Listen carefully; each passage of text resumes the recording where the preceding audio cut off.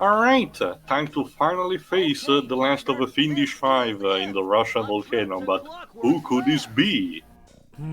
Well, it's only a matter of time until we meet him. We were on our way to the Krakkarov volcano in Russia. While looking over what little information I had on the final member of the Fiendish Five, I began to notice something. But yeah, here's the twist. Thievius Racoonus recovered so far, several of the pictures depict a shadowy owl-like figure, which looks very similar to the police images of the mysterious Clockwerk. Is this a strange These are last villain, Clockwerk, the mechanical owl. Oh, Sly boy, Cooper in Clockwerk. The Cold Heart of Hate. That sounds like a Batman title. To a question, since you're actually more familiar with Infamous, does Infamous do this as well, where every time you begin a mission, it gives you this big title thingy of the Sadly, no. But some of the comic book style cutscenes are still similar to how this trilogy actually performed. Anyway, let me explain quickly. For those who don't know, Ghost of Tsushima does this too, where every time you start a quest, there's or this like, big for title example, thing. also the tales. These also explained. It's also used also for the bard's tales. But anyway, let me explain quickly. Final levels in the Sly games are kind of notorious for, ditching whatever structure the game had at that moment. Now you have basically a gauntlet of missions, one right after the other, without briefing and without using a hub. So basically, you don't need to really perfect this because there are checkpoints regularly, but basically the final stretch is just one big thing that you have to do. In some ways, it kind of makes sense story-wise, and it is interesting that they made this into a running theme across the series. Anyway, here you go. Just like Sly mentioned at the end of the previous part, he has mounted a turret thanks to the schematics of the previous one of Otto von Cooper. And for Whips the Light, Clockwerk has transformed the volcano into a Bond villain lair, complete with the death ray that you have seen, landmines everywhere, and later on we will see also a traditional Bond-style trap. You see, that's what Blofeld's volcano lair in You Only Live Twice was missing. An owl. No, mines. Oh, true. But anyway, the twist that has been mentioned here is the fact that the Clockwerk apparently has stalked down and killed all the previous generations of Cooper for basically eons, and Thieves in Time will confirm that this being has been haunting the family since its inception in the Ice Age. Now, as time progresses... Sorry? Sounds like the birds are singing. Yeah. No, they're using a weird type of synth for the voice. For now. No, Sly, don't run towards the light. No. Don't shoot the light. I'm gonna shoot the fuck out of the light. Anyway, for this next section, you need to control Mario with the van and actually collect computers because they may contain part of the code. No. Eventually, don't specify. You have to run over to collect the data. Right. That's the thing. Like the way they do it seems like they're even destroy. I'll put out one. Okay, and Murray, remember to use our new battering ram by hitting. Yeah, he also has a weapon to use because there are enemies that try to collect the computers on their own. There are only 119 computers up there, and these fire slugs. Yeah, there you go. See, we're destroying the computers. See, that's the problem. Like. The thing is, again, Bentley does mention of you collecting them. So I get the idea that you're basically just destroying but still collecting the data in some capacity. I don't know how that works. No. Don't you see? It's Bentley. He's a genius. So shut up. No.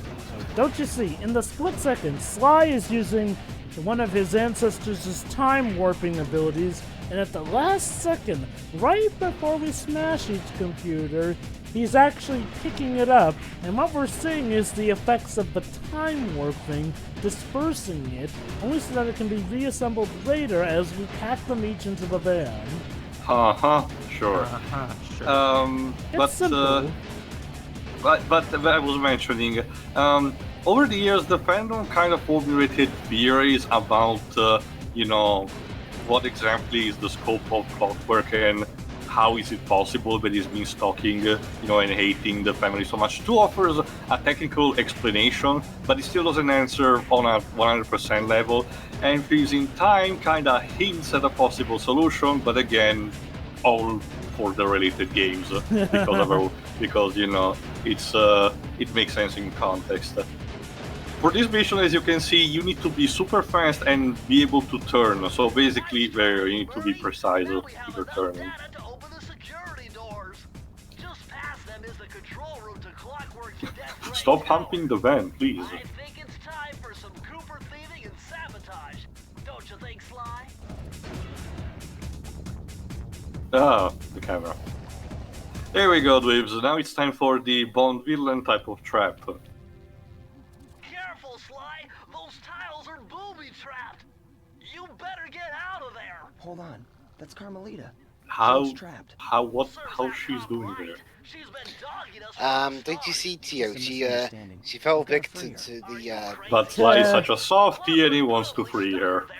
Don't you see Tio? She fell victim to the ever so lovely tradition Just of won't be any fun media without her. off-screenitis.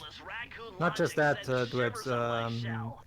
There's also the dumbass in distress trope. Isn't she supposed to be? No, Pager. The trope you're thinking of is badass in distress. Yeah. A million times. Like, the thing is that Carmelita is pushed up to be super powerful, but, when she gets captured. To be fair, so far, oops. But so far, all we've seen her do in this game is taunt Sly, take the credit for stuff Sly did, and now she's kidnapped. Okay, what a badass. This is another thing that the main trilogy will fix, quote unquote. So I can tell you that the next games take better care of Carmelita. Well, I can definitely say now it's not a very good first impression. Well, in terms of being badass, she's been shown to be a capable and not dumb cop like a lot of media likes to. And also, not just that, she's not bound and gagged in the situation. She's actively banging, trying to get away on her own. Sure, she might not do that, but it's not like she's just sitting there twiddling her thumbs.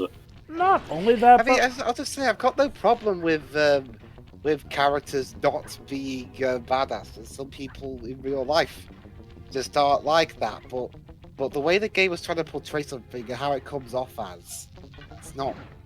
Again, it's so wonderful how these searchlights are for some reason not seeing Sly's head, but.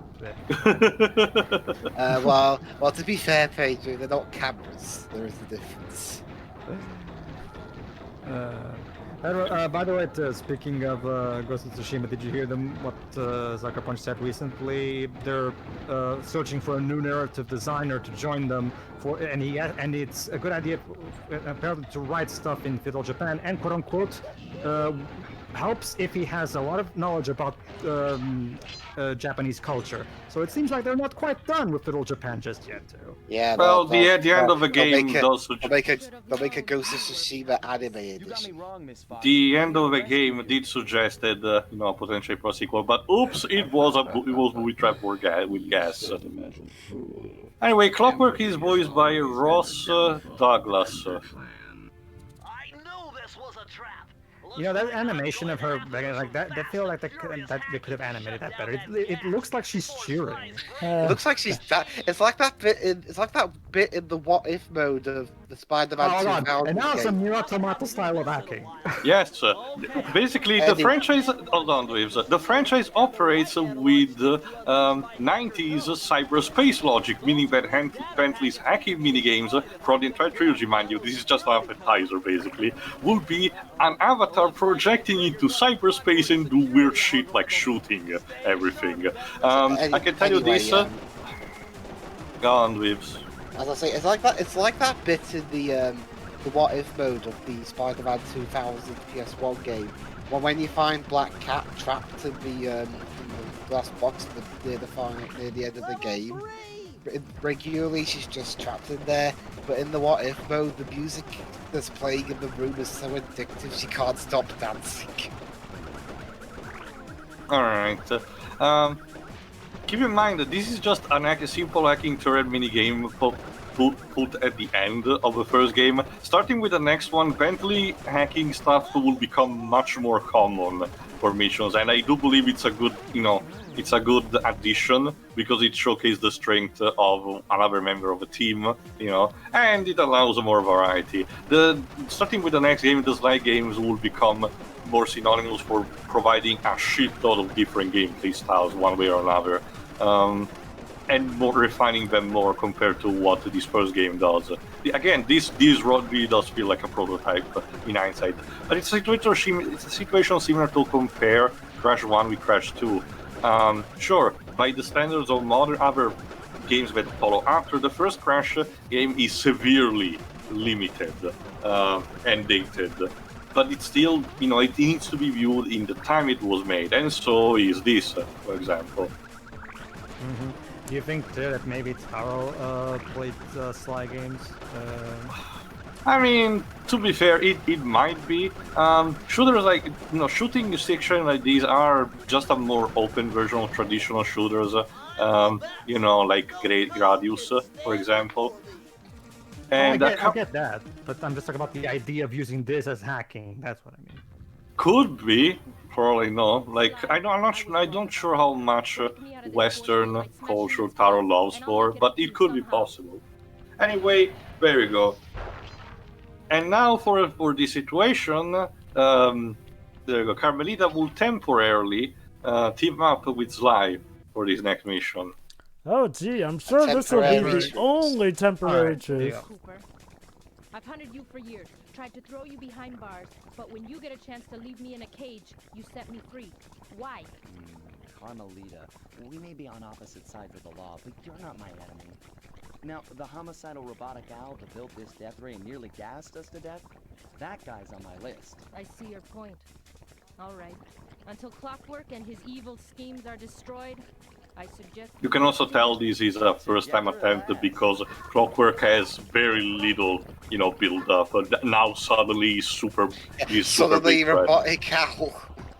Okay, he did have some build-up as the leader of the Thievius Five, but Fiendish. But yeah, it could have been a bit better. I'm still okay with it, but it could have been better. Anyway, section for Carmelita. Sly has to recover his cane, and you need to use Carmelita's pistol to shoot the enemies. Basically, this is another turret section. You're just controlling a different character for it, which is a neat idea on how to spice things up. Story-wise, it's hard to decide if I yeah, keep that in mind also. A 10-second starts when things are over. Yeah, go on, Jova. Keep that in mind, probably. I guess, story-wise, it's hard for me to decide if Sly Cooper... Well, damn, Sly died. Go on, Jova.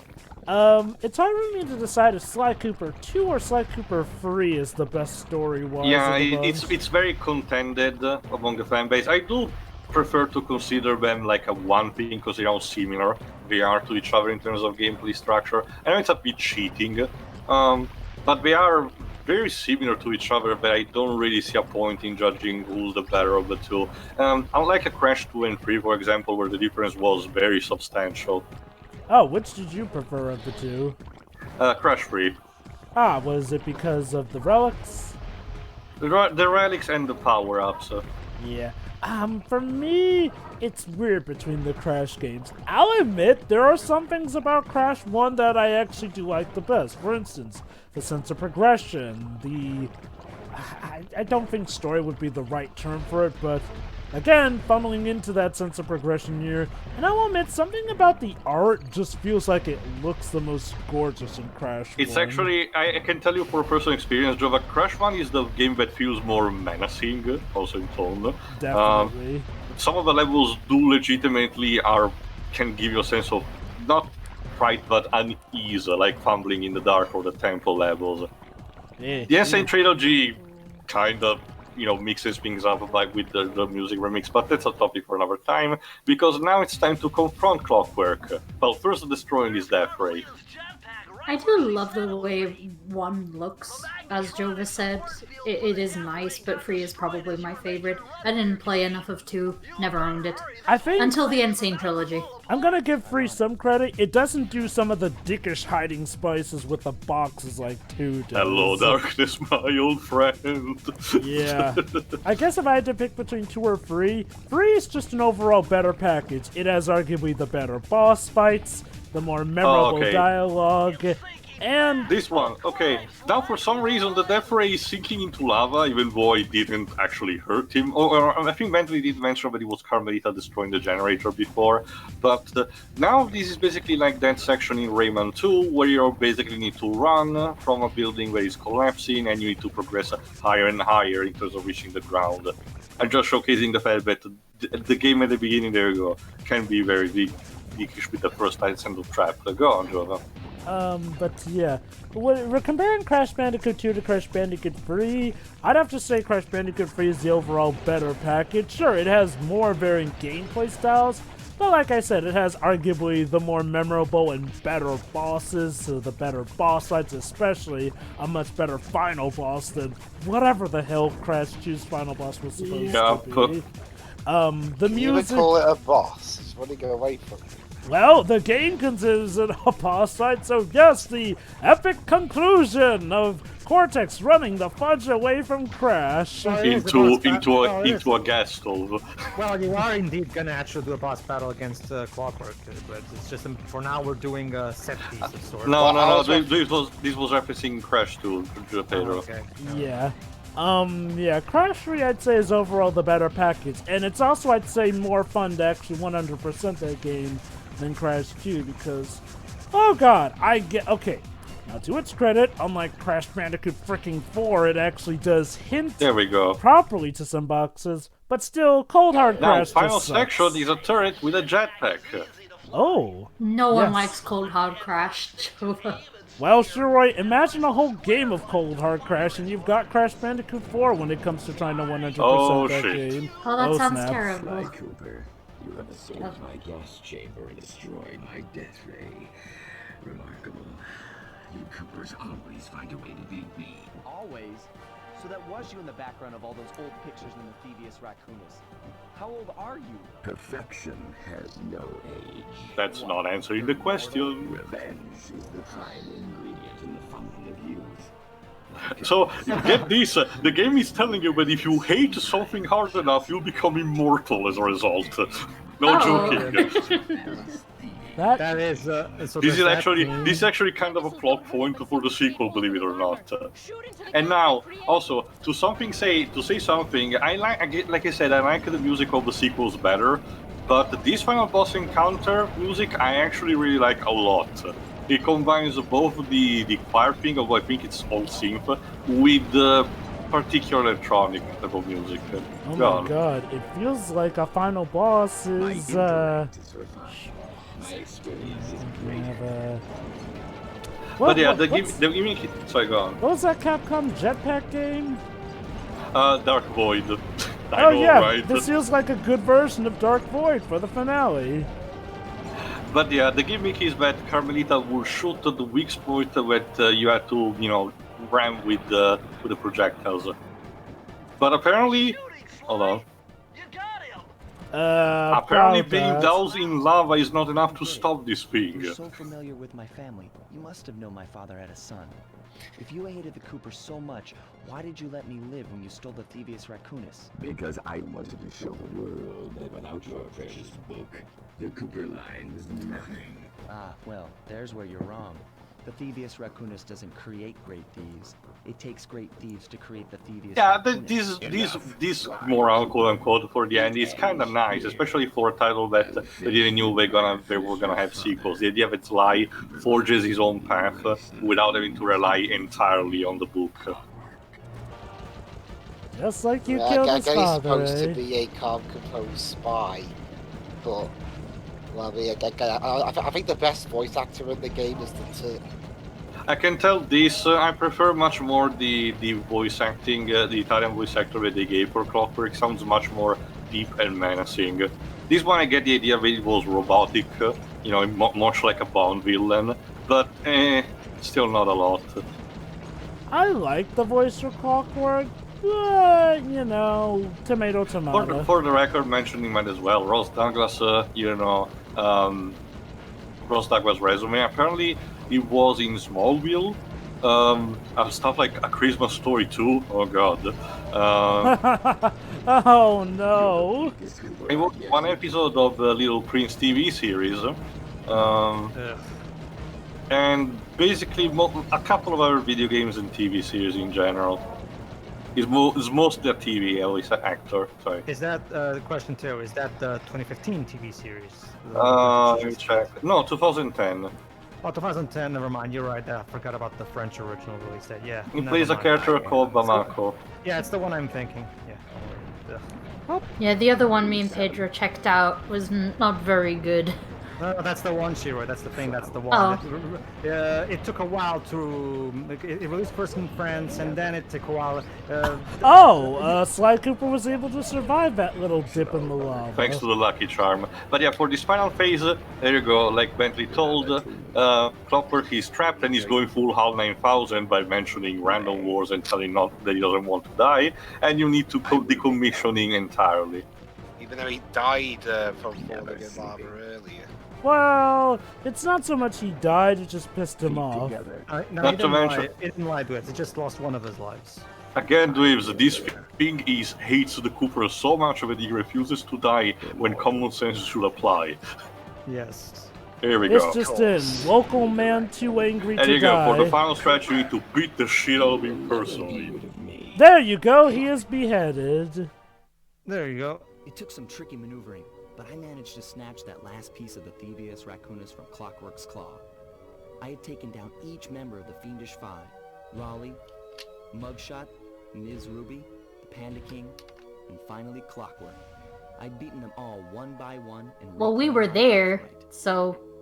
We helped. Again, it gives you the idea that Sucker Punch did not know if they would have franchised this, so they wanted to keep a sort of a conclusive narration for it. You know what? I'll give him credit. That's always the smart thing to do with the first installment of anything.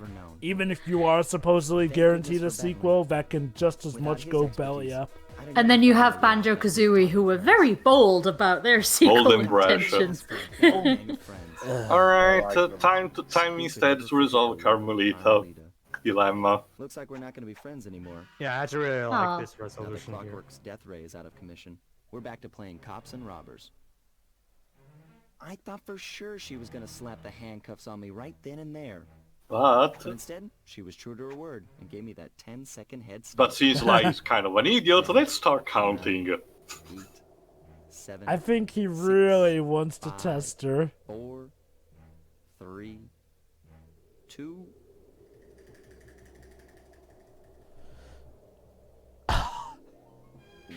Oh! See, guys, Oh. the best way to escape a situation is Hold on. sexual assault. Hold on. And then make them die in lava, by the way, as well. So, Yeah, she'll so be she fine. died from the extreme heat I, of the lava. I don't know, Teo. Wow. I don't know, Teo. She seemed to be into it. But also, by the way, cherish this because this is basically the most optimistic of the endings you're gonna get. Because the rest of the franchise is notorious for having at best bittersweet endings. Well, But also, there you go. By finishing the game, Bentley gives you this bonus movie that is basically the beginning sequence, but for the Japanese version, without subs, by the way. Oh, we already know what they said because we saw it. So. And as you can see, the art style was changed similar to Crash because Sly as a franchise is mildly famous in Japan. They have the cult following there. oh yeah. They don't- That should be your answer then. They don't flat out change the boss music in this one. Not as I know, not as far as I know. That should be your answer then too. True, but this was the first title. I guess they wanted to have an approach similar to Crash as well, in saying maybe Japan wanted to. I don't know who that guy is, but we want to just make an example. No, I mean in terms of, if this franchise is a bit popular in Japan, that it's perfectly possible that Taro played it. So. Oh, sure, true. 切なラクーナの秘伝書を。奴ら俺様の全てを奪いやがった。 Yeah, you can tell this is shot to be more similar to stuff like Detective Conan. Also, the voice doesn't really fit the face, like the new face, I'm gonna be honest. I don't know if this Japanese voice actor was consistent for his life, but potentially. そしてマール、食いしん坊でちょっとドジだがまあ憎めない弟分さ。 It's interesting because the Japanese dubs of Sony IPs tend to be really good. But yeah, this voice in particular is this actor is miscast.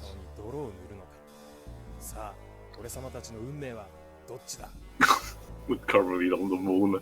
I think if he kept his original design, I wouldn't mind. But yeah, I don't think. Anyway, let's unlock the last. There you go. The last safe that was locked. In Panda King's headquarters. Oh man, this is gonna be. This has to be an awesome power up, like the eternal flame Spitfire in Spyro 2. It's a gag, isn't it? We're getting a gag. No, don't worry, Sherry. We are getting something of some kind, but it's a bomb. A bomb. Sorry, Dribs, we're not in Deus Ex. Yeah, you get basically a time-stopping power-up that doesn't really do much.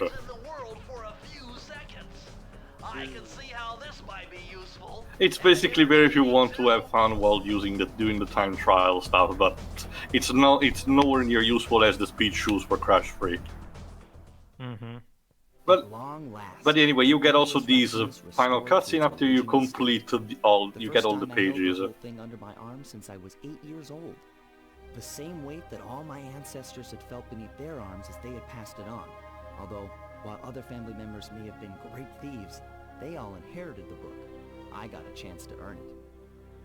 I had taken down the Fiendish Five, having used the moves my ancestors taught me, and become a master thief along the way. Sadly, we don't really get Slife inventing a new technique. You think they will go through that direction, but for the trilogy, he never does that. So it's a bit of a shame. Not only that, but, for them making such a big deal about him inheriting this book of tricks, a lot of these tricks don't necessarily return for the sequels either. And they had to be re-earned. But anyway, let me explain quickly. Like I said, cherish this because this is the most optimistic the endings of the franchise are gonna get. Really? Not saying that everything. The other thing is not saying that everything is super depressing from this point onward, but the franchise has a history for the sequels to be bittersweet at best. You will see better for the games themselves. I get why you feel that way about 2 and 4, but in regards to 3... Jovan, believe me, I have an entire rant regarding the ending of 3, believe me. I mean, with 3... Is that one actually depressing, or just... Well, that's the thing. Well, with 3, I got the idea that that's supposed to actually be, full-on happy. So, what is it, like an esoteric happy ending where it's happy on the surface, but in reality, when you actually think about it, pretty much, it's messed up. Pretty much. But again, it requires the context, because... Sure. But anyway, that's pretty much it. The only thing, like I mentioned, that can be unlocked is... basically a developer's commentary, but since it's not like an interview thing and basically it's all the levels being replayed just with the developer's commentary on them, I didn't thought it was a good idea to actually get to do them. But yeah, that's pretty much it. We're about to get also a post-game scene, a post-credit scene, so stay tuned for a second and then I'll ask the final thoughts. There we go. Because, again, we still wanted to potentially set up for sequels, so it turns out that Clockwerk might not be still completely dead. Might not, maybe. And this scares Mari for some reason. Alright. Well, I mean, a villain you thought was dead came back from the dead. I'm not really that surprised he's reacting like that. Also, especially in these mascot games, it's like villains, quote unquote, dying in lava probably haven't actually died more often than you think. Mm-hmm. So, yeah. Alright, final thoughts. Who wants to start? Can I go first? Go ahead, Lives. It's fine, although it seems to suffer a lot from the first game syndrome than Mm-hmm. than quite a few other first games, to be honest. I mean, graphically, it's great, especially for a. I know this is the remastered version, but I mean, art design wise and all that, I mean, it's not that bad looking for an early PS2 game. And I mean, I can't really say much of the gameplay since I'm not really a huge fan of stealth in the first place. But I mean, it looks fine. I mean, the voice acting though, I think is a bit poor. Like I mean, the best one is the turtle. All the rest sound like they don't want to be there. Even Kevin Miller as live. Yeah, half the time it sounds like he's I think he sounds half asleep half the time. Okay. Like it's like they just woke him up out of bed. And it's like, shit. Okay, I'll do it. Just let me do the lines, and I'll go back to sleep.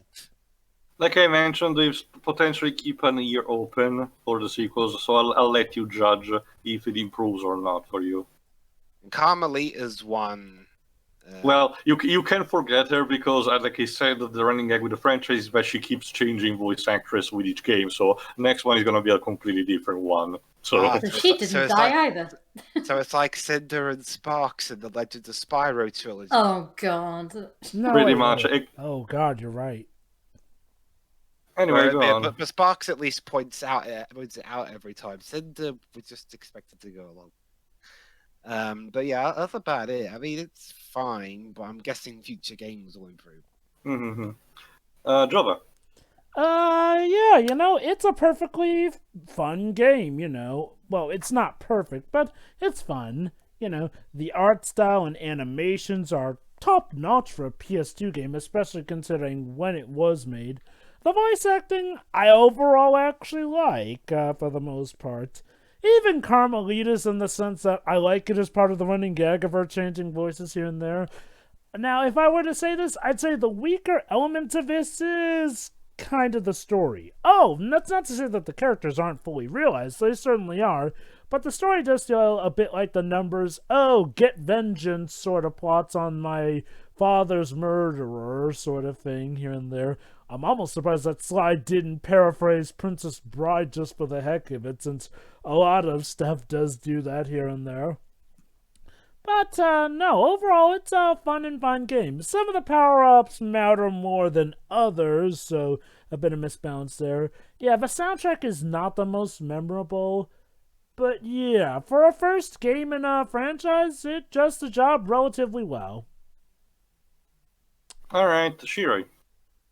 I mean, I like it, aside from, again, first game syndrome stuff. I'm actually fine with the voice acting.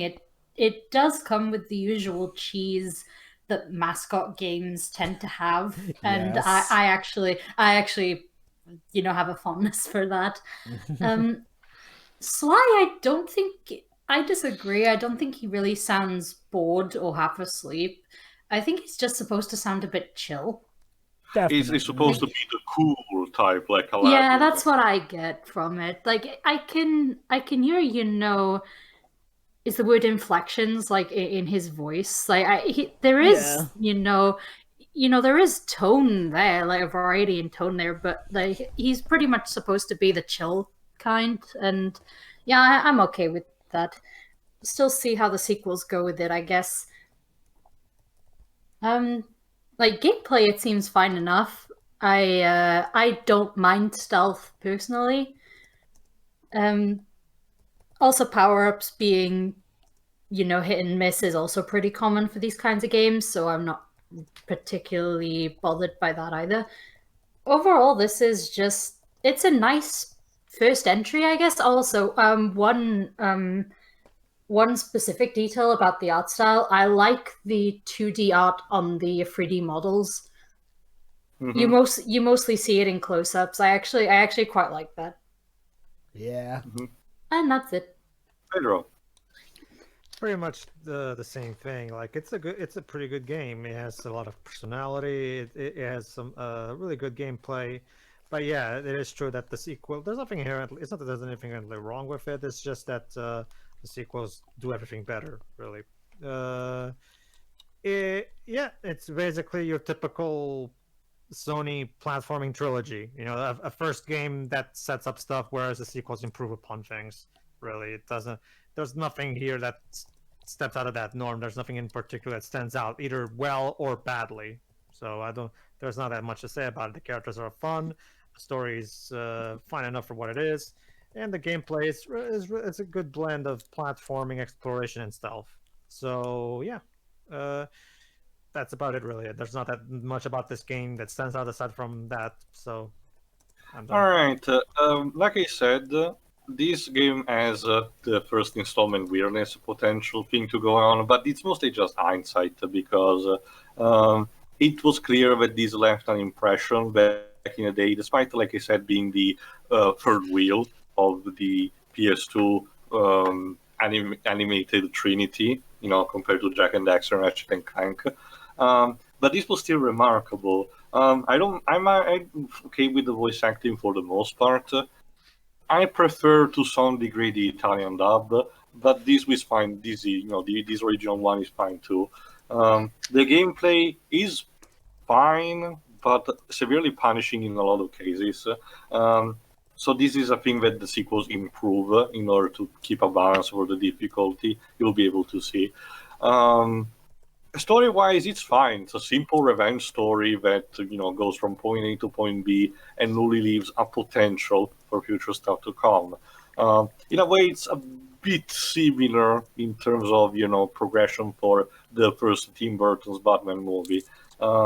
Especially since it portrays, I can tell you this is a franchise that portrays revenge in a straightforward manner without being too mindful about it. There's no point where Sly thinks about it and say, oh no, maybe this begets more, a cycle of vengeance against me. No, there's not that kind of thing.